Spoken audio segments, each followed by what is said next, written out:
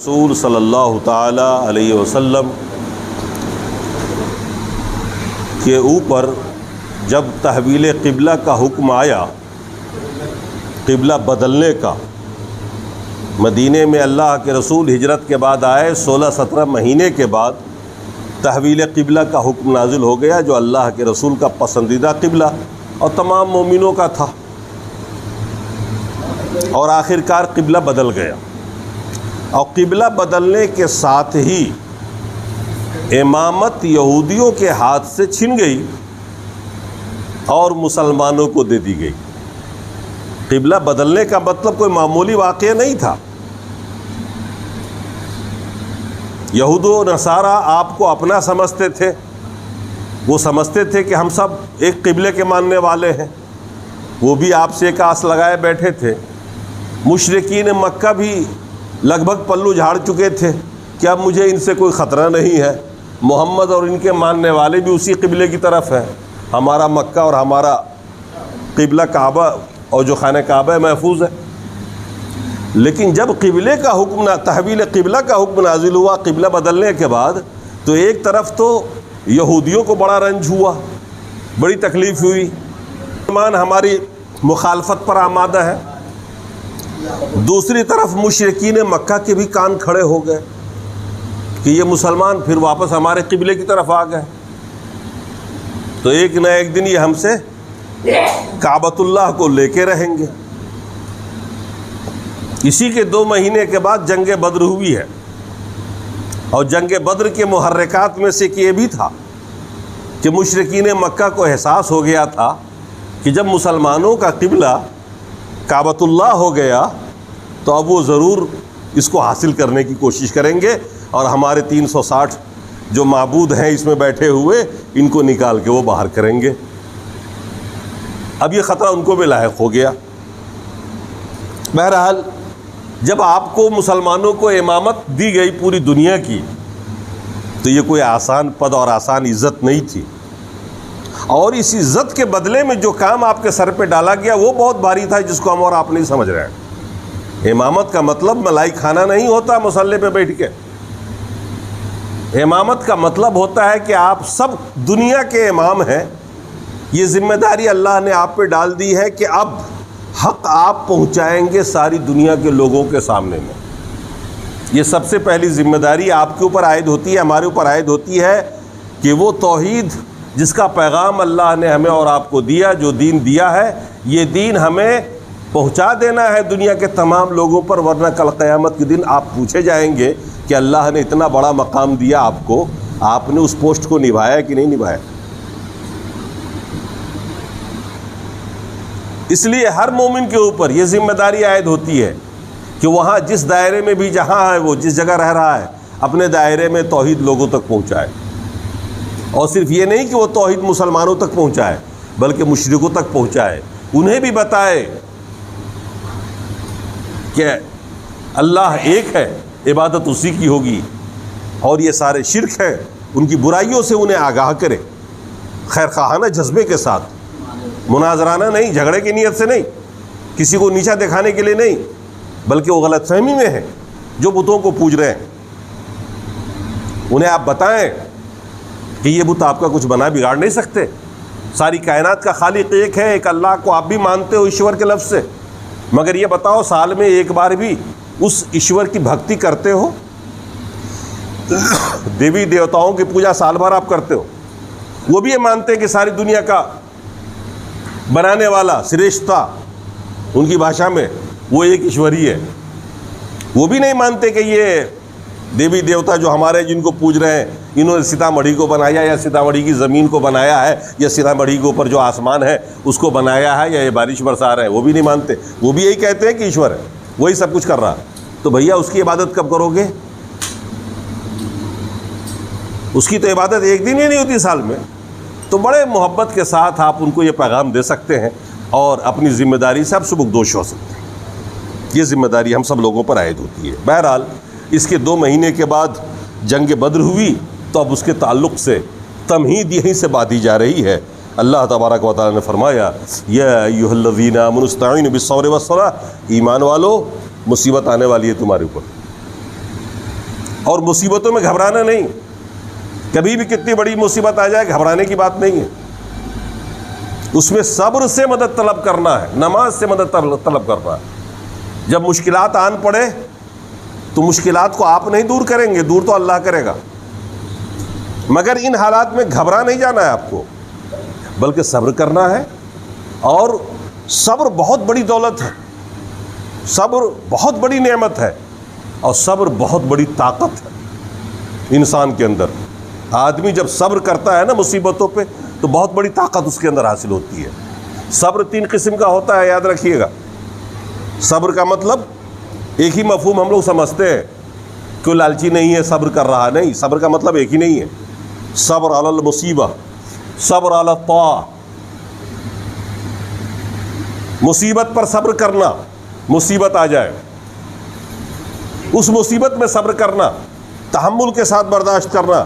ایک خاتون کا بیٹا مر گیا تھا, اللہ کے رسول گزرے, وہ رو رہی تھی, بیٹے کو نام لے کے وہ واویلا کر رہی تھی. اللہ کے رسول نے اس کو سمجھایا, صبر دلایا. اس نے تھوڑا الٹا سیدھا بول دیا کیونکہ اللہ کے رسول کو پہچانتی نہیں تھی, یا اس حالت میں وہ سمجھ نہ سکی کہ اللہ کے رسول ہے. کہا جاؤ یہ مصیبت تمہارے اوپر آتی تمہیں پتہ چلتا, جس پہ آئی ہے وہی جانتا. اللہ کے رسول واپس اپنے کمرے تک پہنچ گئے. کسی نے بتایا جا کر کے, تو کیا بول رہی تھی, کس کے سامنے بول رہی تھی؟ اللہ کے رسول تھے وہ. واپس گئی وہ اللہ کے رسول کے پاس, سلام کر کے اجازت مانگا, کہا کہ اللہ کے رسول میں صبر کرتی ہوں. اب کہا نہیں, الصبر عند صدمۃ الاولی. یہ صبر نہیں ہے کہ رو دھو کے چلا اللہ کر کے آپ صبر کرتے ہیں. صبر وہ جو پہلا ہی صدمہ جس ٹائم پہنچا تھا اسی ٹائم تم کو صبر کر لینا چاہیے تھا, اور بولنا چاہیے تھا انا للہ و انا الیہ راجعون. میں بھی اللہ کا ہوں, مجھے بھی اللہ کی طرف ہی لوٹ کے جانا. صبر کب کرنا چاہیے؟ جب پہلا صدمہ پہنچے تب.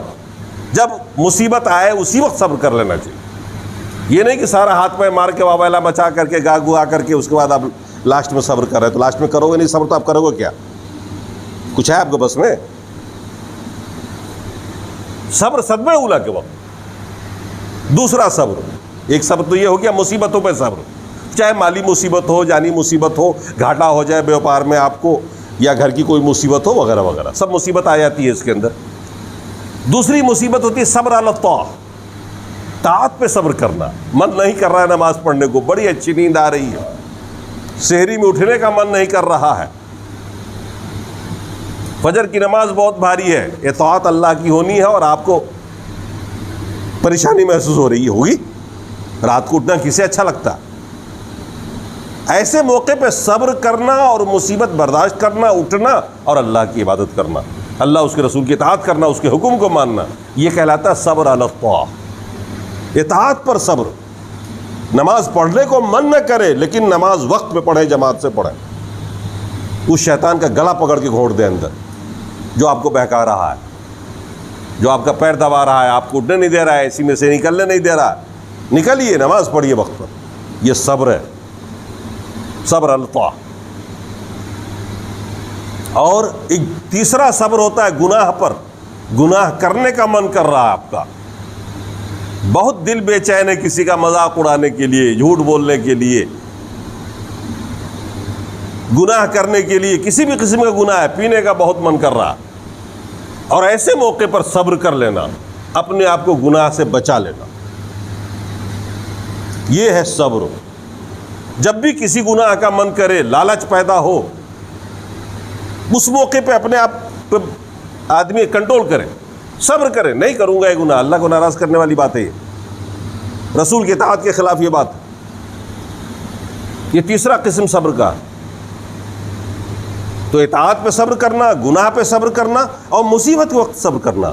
تو اللہ تبارک و تعالیٰ نے جنگ بدر کی بھومکا باندھی اور کہا کہ صبر سے مدد طلب کرو, یعنی مصیبت آ جائے ایسے موقع پر استقامت عطا کرو.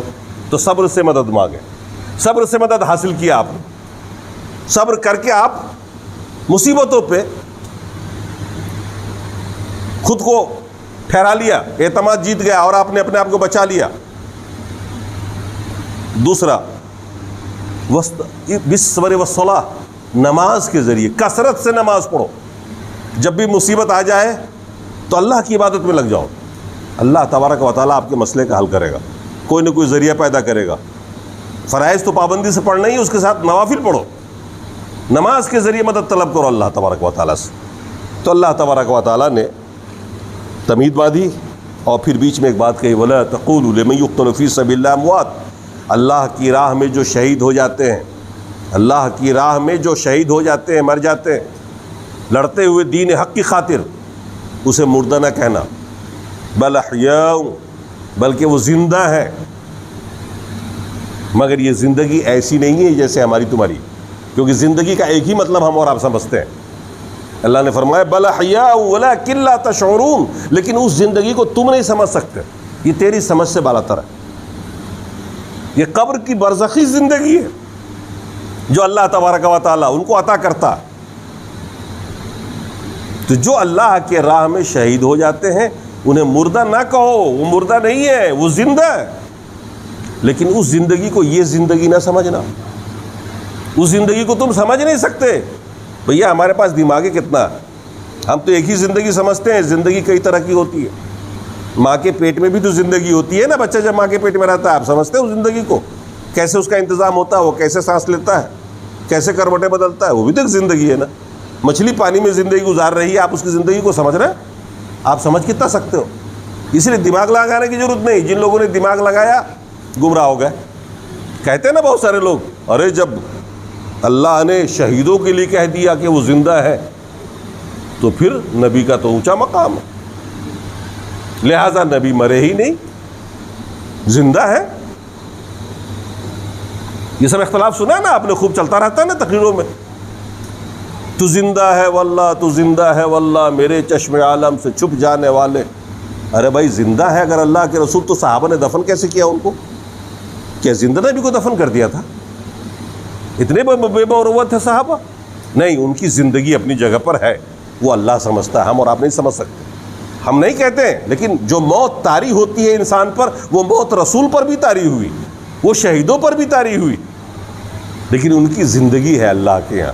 وہ کس قسم کی زندگی ہے؟ چونکہ ہم زندگی کو ایک ہی قسم سمجھتے ہیں، لہٰذا اس زندگی سے منع کیا گیا اور کہا تم سمجھ ہی نہیں سکتے، دماغ لگانے کی ضرورت نہیں۔ پھر اللہ نے فرمایا وَلَنَبْلُوَنَّكُمْ بِشَيْءٍ مِّنَ الْخَوْفِ وَالْجُوعِ، مومنو ہم تمہیں آزمائیں گے، کس بات سے آزمائیں گے؟ بِشَيْءٍ مِّنَ الْخَوْفِ، خوف ڈال کر، دہشت، جیسے آج ہمارے اوپر اس ملک میں ایک دہشت پھیلی ہوئی مسلمانوں کے خلاف۔ اللہ فرما رہا ہے گھبرانا نہیں، ہم تمہیں آزمائیں گے، دیکھیں گے تمہارا ایمان کتنا مضبوط رہے گا۔ دیکھا ہوگا آپ نے کچھ داڑھی والوں کو، ٹوپی والوں کو، ان کے ہمنوائی کر رہے ہیں۔ ایسے موقع پر استقامت، صبر کرو، خوف آئے گا جائے گا، ختم ہو جائے گا۔ ایسی ہوائیں بہت چلی ہیں زندگی کے اندر۔ ضرورت اس بات کی نہیں گھبرائے، زندگی ضرورت اس بات کی ہے کہ آپ اپنی تیاری رکھیں، آپ اپنی تیاری رکھیں۔ ماحول ایسا بن رہا ہے، آپ کے پاس تیاری کیا؟ آپ خود تیار کریے، اپنے گھر میں تیار رہیے، کوئی کسی کی مدد کرنے نہیں آئے گا۔ ظاہری جو کچھ بھی آپ کر سکتے ہیں وہ آپ کے پاس ہونا چاہیے۔ اللہ نے قرآن میں فرمایا فَاسْتَعِدُّوا مَا اسْتَطَعْتُمْ، تمام مسلمانوں کو حکم دیا جتنی تیری طاقت ہے اتنی تیاری رکھو، تیرے پاس جتنی طاقت ہے اتنی تیاری رکھو اپنی حفاظت کے لیے، اپنے گھر کی حفاظت کے لیے۔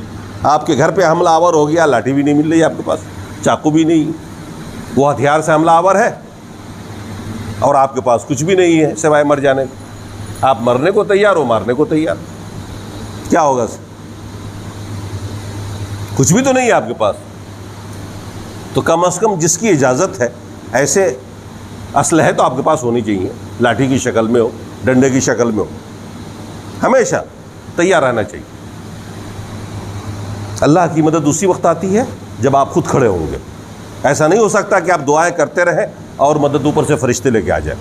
جنگ بدر میں بھی 313 ہی تھے مسلمان، کود گئے میدان میں 1000 کے مقابلے میں، لیکن ہتھیار لے کے کودے، پھر اللہ کی مدد آئی، فرشتے آئے اور کام ہوا، اللہ نے فتح دی۔ تو اللہ نے فرمایا ہم تمہیں آزمائیں گے خوف سے، والجوع، بھوک سے بھی آزمائیں گے، کھانے کو نہیں رہے گا کچھ، ونقص من الاموال، مال کم کر دیں گے، ایسا دور آئے گا تمہارا مال کم ہو جائے گا، والانفس، جان لے کے بھی ہم تمہیں آزمائیں گے، والثمرات، پھلوں کی کمی سے بھی آزمائیں گے. کسان اگر آپ ہیں تو فصل ہی خراب ہو گئی، شہری آپ ہیں تو کاروبار ہی نہیں چل رہا ہے، مندہ ہو گیا، وغیرہ وغیرہ. اللہ فرماتا ہے کہ ہم ہر طرح سے تمہیں آزمائیں گے، لیکن ان آزمائش میں جو ثابت قدم رہے گا اسے خوشخبری ہے. بشر الصابرین، اے رسول صبر کرنے والوں یعنی ثابت قدم رہنے والوں کو خوشخبری سنا دیجئے. کیا؟ اور بتایا گیا کہ ان اللہ مع الصابرین، اللہ صبر کرنے والوں کے ساتھ ہے. خوشخبری اللہ کے ساتھ، اللہ آپ کے ساتھ ہے اگر آپ صبر کرتے ہو تو، اور صبر نہیں کرتے تو پھر اللہ تعالیٰ آپ کے ساتھ نہیں، پھر آپ کے ساتھ کوئی اور ہو سکتا ہے، اللہ نہیں ہو سکتا. تو اللہ کا ساتھ اگر اختیار کرنا ہے تو تمام طرح کی مصیبتوں میں صبر کرنا سیکھیے. صحابہ نے جو مقام حاصل کیا وہ صبر سے کیا، وہ صابر بن کر رہے، ہر طرح کی مصیبتیں سہی انہوں نے. تب ایک وقت آیا کہ آپ کو عروج ملا صحابہ کو، اور وہی حاکم وقت بنے، وہی گورنر بنے، وہی وہ کچھ بنے جس کے بارے میں آج کچھ سوچ نہیں سکتا. اللہ تبارک و تعالیٰ نے اس کے بعد صفا اور مروہ کا ذکر کیا جو حج کے رکنوں میں سے ہے، کہ جو وہاں پہنچے وہ اس کا خانہ کعبہ کا طواف بھی کر لے، اس کے لیے کوئی حرج نہیں ہے. ایک بڑی بات جو آپ کے سامنے میں رکھنی ہے وہ یہ کہ اللہ نے فرمایا وَإِلَٰهُكُمْ إِلَٰهٌ وَاحِدٌ، تیرا معبود ایک ہی معبود، وہ اللہ. اس لیے کبھی شرک نہیں کرنا اور کبھی کسی غیر اللہ سے کوئی امید نہیں رکھنا. الہکم الہ واحد لا الہ الا ہوا الرحمن الرحیم، اس کے علاوہ کوئی عبادت کے لائق نہیں، وہی رحمان ہے وہی رحیم ہے. دلیل دیکھیے، دلیل سنیے قرآن سے، کتنی پیاری دلیل ہے اور کتنی صاف ستھری دلیل ہے کہ اللہ ایک ہے، وہی عبادت کے لائق. ان فی خلق السماوات والارض واختلاف اللیل والنہار والفلک الی آخری. اللہ فرما رہا ہے دیکھو انسان غور کرو، ان فی خلق السماوات والارض، آسمان اور زمین کی پیدائش میں اور رات اور دن کے آنے اور جانے میں، والفلک التی تجری فی البحر، اور اس اسٹیمر یا کشتی کے پانی پر چلنے میں جو پانی پہ تیرتی ہوئی چلتی ہے نا بڑے بڑے پانی والے جہاز، بما ينفع الناس، جس سے لوگ فائدہ اٹھاتے ہیں، یہاں کا مال وہاں، وہاں کا مال یہاں. وما انزل اللہ من السماء ماء، اور وہ پانی جو آسمان سے برستا جس کو اللہ نے نازل کیا، پھر اس سے زندگی دی. زمین جو مر چکی تھی، مٹی، پانی برسا اور اس سے پودے نکلے، ہریالی نکلی، فصلیں پیدا ہوئی. وہ تصریف الریاح، ہوا کا چلنے میں، پورب سے پچھم، پچھم سے پورب، پوربا پچھیا، اور ہر طرح کے جانور جو اس دنیا کے اندر ہیں، اور بادل جو ادھر سے ادھر اور ادھر سے ادھر آتے اور جاتے ہیں. ان تمام چیزوں میں ایک بڑی نشانی ہے تیرے لیے. ہم لوگ کبھی غور نہیں کرتے. جس رب نے پیدا کیا، ذرا ان چیزوں پہ غور کریے آپ. آسمان کو کس نے بنایا؟ اللہ نے. کبھی سوچا آپ نے بغیر پیلر کے اتنی بڑی چھت جو پوری دنیا پر محیط ہے کیسے بنایا ہوگا؟ آپ تو یہ چھوٹا سا مکان بنائے، 4 پیلر آپ کے سامنے میں، اس چھت کو بغیر پیلر کے آپ نہیں کھڑا کر سکے. اور اس اللہ کو دیکھیے جس نے اتنے بڑا آسمان بنایا اور کوئی پیلر نہیں. کیا آپ کو حیرت نہیں ہوتی ہے؟ اس سے اللہ کی قدرت اور طاقت پر آپ کا یقین پختہ نہیں ہوتا. واختلاف اللیل والنہار، رات ہے ابھی، دن آئے گا، پھر وہ دن جائے گا، پھر رات آئے گی، پھر رات جائے گی، پھر دن آئے گا. رات دن آنا جانا. کبھی آپ نے غور کیا یہ کون چلا رہا ہے، کون کر رہا ہے؟ رات نہ ہوتی تو آپ سوتے کیسے؟ جسم کو آرام کہاں سے ملتا؟ اور دن نہ ہو تو کیا لائٹیں جلا جلا کے بزنس کریں گے آپ؟ ٹارچ جلا کے لوگ چلیں گے روڈ پہ؟ رات بھی آپ کے لیے، دن بھی آپ کے لیے، دونوں ہی آپ کے فائدے کے لیے. کسی نے بنایا تو ہے یا اپنے آپ ہو گیا؟ ہم کبھی غور نہیں کرتے نا. اللہ نے فرمایا سوچو، غور کرو، اس میں تیرے لیے نشانی ہے. اس اللہ کے معبود ہونے پر، اس کی طاقت و قدرت والا ہونے پر کہ وہ طاقت و قدرت والا ہے۔ یہ رات اتنی محیب ہے، اللہ تعالیٰ اس کو یوں نکال کے باہر کر دیتا ہے، سورج نکالتا ہے، پورا دن ہی دن ہو جاتا ہے، اور پھر اس کو بھی ڈبو دیتا ہے، پھر رات آ جاتی ہے۔ کوئی کرنے والا تو ہے نا، یہ دیوی دیوتا کر رہے ہیں کیا؟ چند معبود مل کے چلا رہے ہیں، چند ہیں کیا ملنے والے؟ جھگڑا نہیں ہوتا کبھی ان کے بیچ میں؟ ان کے بیچ میں اختلاف نہیں ہوتا؟ ارے بھائی اگر چند لوگ چند مل کے چلاتے، چند دیوی دیوتا مل کے اگر یہ انتظام کرتے نا، تو کبھی نہ کبھی تو ایسا ہوتا کہ کہتا نہیں یار رات رہے گی 50 گھنٹے تک، سب دن تمہاری بات نہیں چلے گی۔ جھگڑا ہوتا نا، کوئی بھی کاروبار جب سازے میں آپ کرتے ہیں تو اختلاف ہوتا ہے کہ نہیں ہوتا ہے؟ یہ اپنے روٹین کے حساب سے ہمیشہ چل رہا ہے، تو وہ کوئی ایک ہی طاقت ہے چلا رہا، کبھی رات چھوٹی ہو رہی ہے، کبھی بڑی ہو رہی ہے، کبھی دن چھوٹا ہو رہا ہے، کبھی دن بڑا ہو رہا، اس میں نشانی ہے۔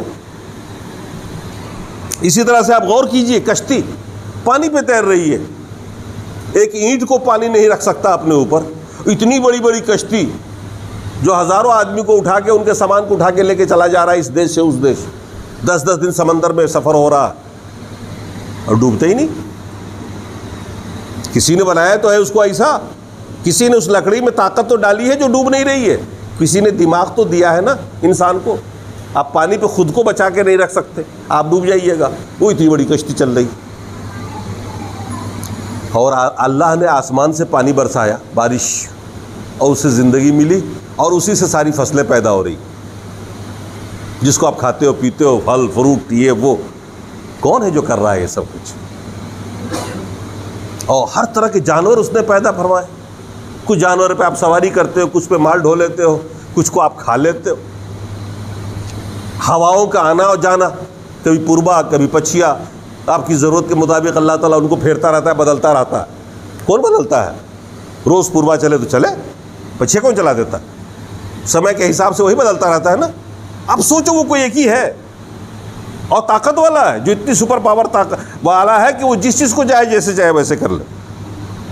زمین و آسمان کے بیچ میں لٹکا ہوا وہ بادل جو پانی کا بھنڈار لے کے چلتا ہے، ایک آدھ کنسٹر نہیں، ایک آدھ ڈبہ نہیں ہوتا، ایک آدھ لیٹر۔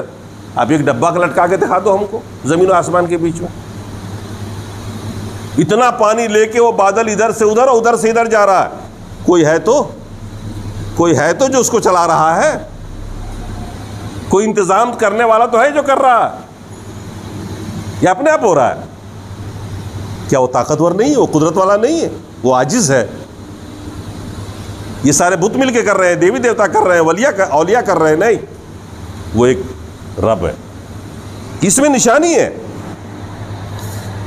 اللہ نے فرمایا لآیۃ لقوم یعقلون، عقل رکھنے والی قوم کے لیے ان تمام چیزوں میں نشانی ہے، اور ان چیزوں پہ غور کرنے کے بعد آپ کو پتہ چل جائے گا کہ وہ ایک ذات ہے جس کو ہم اللہ کہتے ہیں، اور وہ قادر ہے، ہر چیز کی قدرت رکھتا ہے، طاقت والا ہے، وہ جو چاہے وہ کر سکتا ہے، کرتا ہے۔ دوسرا اور کوئی نہیں ہے جو اس کے اس میں شریک ہے۔ جب دوسرا کوئی اس کے شریک نہیں ہے تو پھر عبادت کس کی ہوگی؟ عبادت کے لائق پھر ہوگا کون؟ وہی تنہا، یہی تو اسلام چاہتا ہے، اسلام یہی تو کہتا ہے، اور کیا کہتا ہے؟ اس ایک رب کی ہی عبادت کرو، اور اس کی عبادت میں کسی کو شریک نہ ٹھہراؤ۔ رکوع ہے، سجود ہے، نظر ہے، نیاز ہے، جو چڑھایا جاتا ہے غیر اللہ کو، یہ سارے کے سارے شرک کے کام ہیں، یہ سارے کے سارے شرک ہے، کیونکہ یہ سب عبادت ہے۔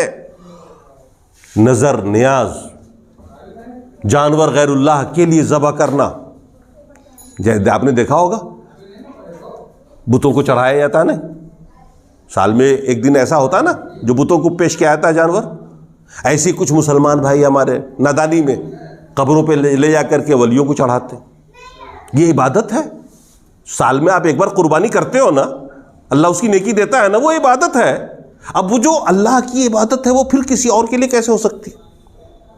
ہم رکوع کرتے ہیں اللہ کے لیے، سجدہ کرتے ہیں اللہ کے لیے، یہی چیز اگر ہم اللہ کے علاوہ کسی اور کے پاس جا کے کریں، کسی قبر کو سجدہ کریں، کسی بت کو سجدہ کریں، تو اس کی عبادت ہو گئی، یہ شرک ہو گیا۔ اسے ہی کہتے ہیں شیئر کر دینا، اللہ کے حق میں دوسرے کو ساجھا کر دینا۔ اللہ کا حق ہے عبادت، اس میں دوسرے کو ساجھا کر دیا۔ آپ نے کچھ لڈو لائے اور اس کے اوپر فاتحہ لگا دیا، فلاں بزرگ کو آپ نے چڑھا دیا، فلاں بزرگ کے نام سے فاتحہ.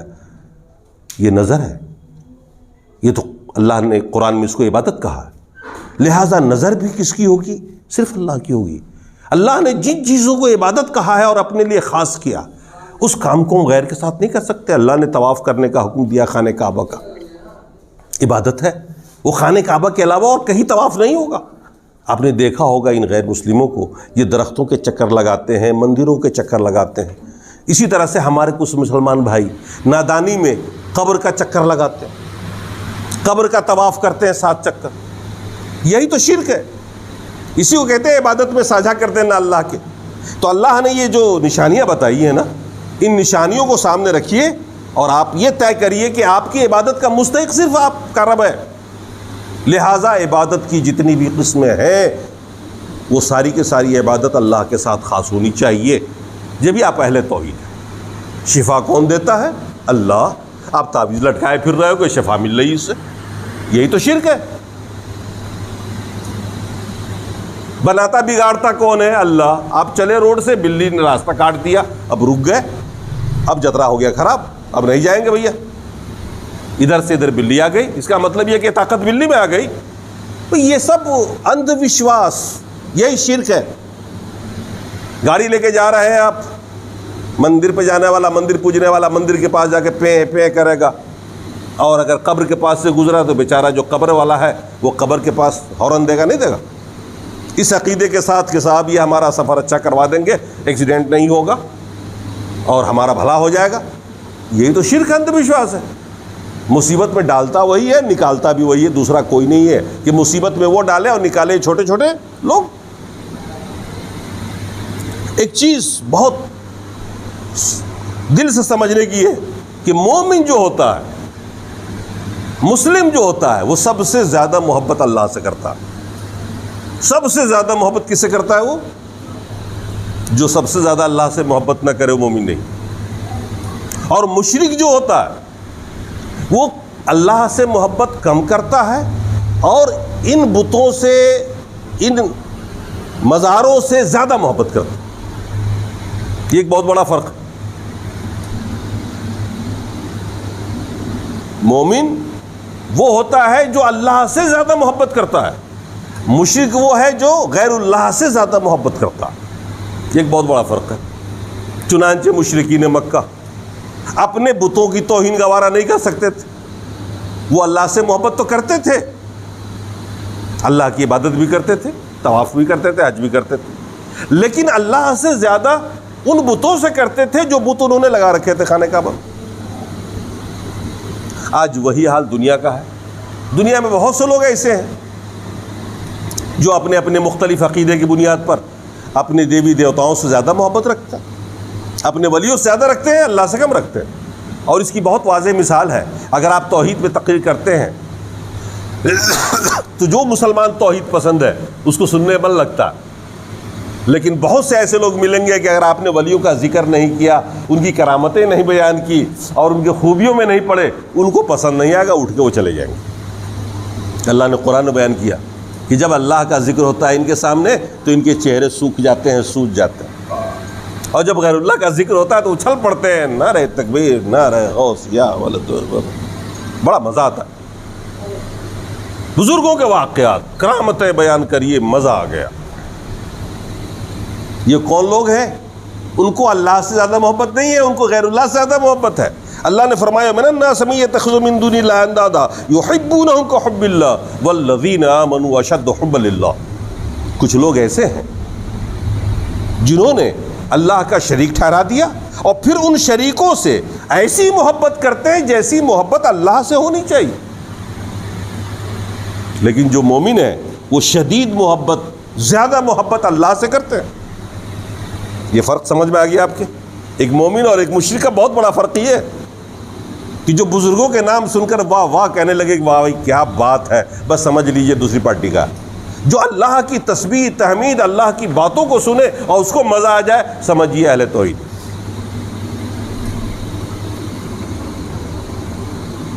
پھر اللہ تبارک و تعالیٰ نے قیامت کا منظر بیان فرمایا کہ جب قیامت کا دن ہوگا، استبر الذین اتبعوا من الذین اتبعوا ورأوا العذاب.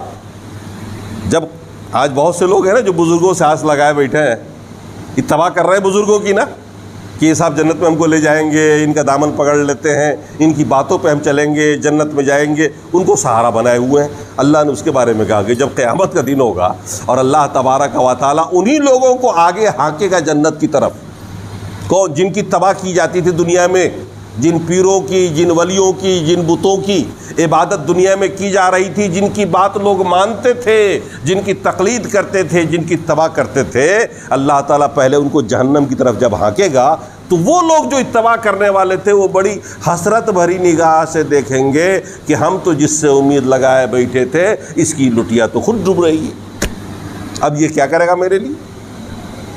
اللہ نے اسی منظر کو بیان فرمایا، استبرأ الذین اتبعوا من الذین اتبعوا، جن کی یہ اتباع کر رہے ہیں جب اللہ تبارک و تعالیٰ ان سے بیزاری ظاہر کر دے گا اور اس کو جہنم میں ڈالے گا تو یہ لوگ دیکھ کر بیزار ہو جائیں گے، کیونکہ یہ دیکھ لیں گے کہ عذاب سامنے ہے، اب یہ جس راستے سے گئے ہیں اسی راستے سے تو ہم کو بھی جانا ہے، اب ہم بھی پڑیں گے جہنم میں۔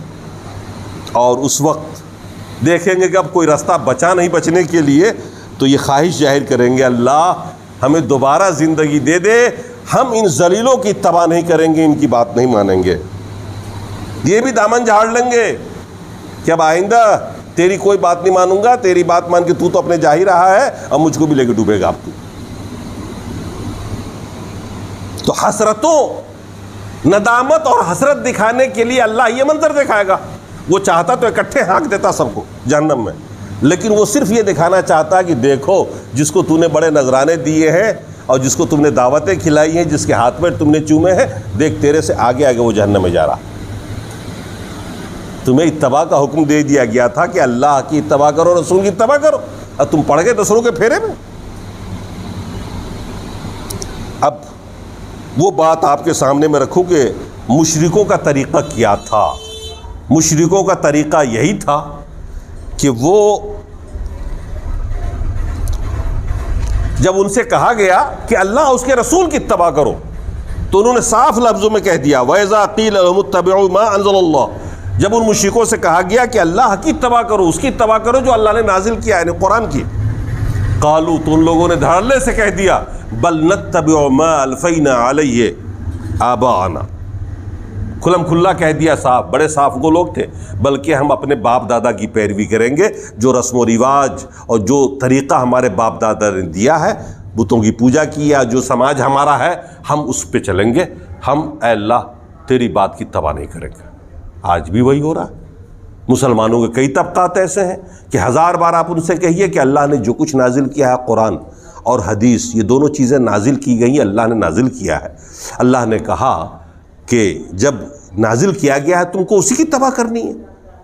تو آج بھی کئی لوگ بول جاتے ہیں کہ باپ دادا بیوقوف تھے ہمارے، ہم تو دیکھتے آ رہے ہیں، ہمارے باپ دادا ایسا کرتے تھے، ہمارے باپ دادا ویسا کرتے تھے، وہ سب بیوقوف تھے کیا؟ اللہ نے فرمایا اولو کان آباؤہم لا یعقلون شیئا ولا یہتدون، اگرچہ ان کے باپ دادا بے عقل اور بیوقوف اور ناسمجھ تھے، پھر بھی تو اپنے باپ دادا کی پیروی کرے گا۔ ہمارے باپ دادا کوئی بہت بڑے فلسفی تھے کیا، یا بہت بڑے عالم تھے، یا نبی تھے کیا وہ جن کی بات ہم مانیں، ہمارے اوپر ماننا فرض ہے؟ نہیں، ہمارے باپ دادا نہیں کیے، تلک امۃ قد خلت لہا ما کسبت، وہ گزر چکے ہیں، ان کا عمل ان کے ساتھ، ہمارا عمل ہم ساتھ، ہم کو تو وہ کرنا ہے جس کا حکم اللہ اور اللہ کے رسول نے ہمیں دیا ہوا۔ تو ہمیں ہمیشہ قرآن اور سنت کی اتباع کرنی چاہیے۔ قرآن و سنت پر اتباع کرنے والا کبھی گمراہ اس لیے نہیں ہو سکتا کہ وہ کتاب کی اتباع کر رہا ہے۔ شخصوں کی اتباع کرنے والا گمراہ ہو جاتا ہے، کیونکہ آج وہ کچھ کہتا ہے، کل وہ کچھ کہتا ہے۔ اللہ تبارک و تعالی ہمیں اور آپ کو قرآن و سنت کی اتباع کی توفیق عطا فرمائے۔ ہمارے یہاں ماڈل شخص نہیں ہے، اللہ کے رسول کے علاوہ کسی شخص کو ہم ماڈل نہیں بناتے ہیں، آئیڈیل کے روپ میں نہیں لیتے ہیں۔ آئیڈیل ہمارے لیے رسول ہے اور رسول کے تربیت یافتہ صحابہ، ہمارے لیے عام انسان، بزرگان دین، اولیاء کرام یہ آئیڈیل نہیں ہے۔ اور نہ کبھی ہم یہ دلیل لاتے کہ ہمارے باپ دادا ایسے نہیں تھے، میرے باپ دادا کیسے تھے وہ جانے، ان کی زندگی گزر گئی، ہم کو تو قرآن و حدیث پہ چلنا ہے۔ یہ ہے صحیح راہ جہاں کوئی آپ کو گمراہ نہیں کر سکتا۔ یہاں کوئی نہ رشوت ہے، نہ گھسخوری ہے، نہ دعوت ہے، نہ لفافہ۔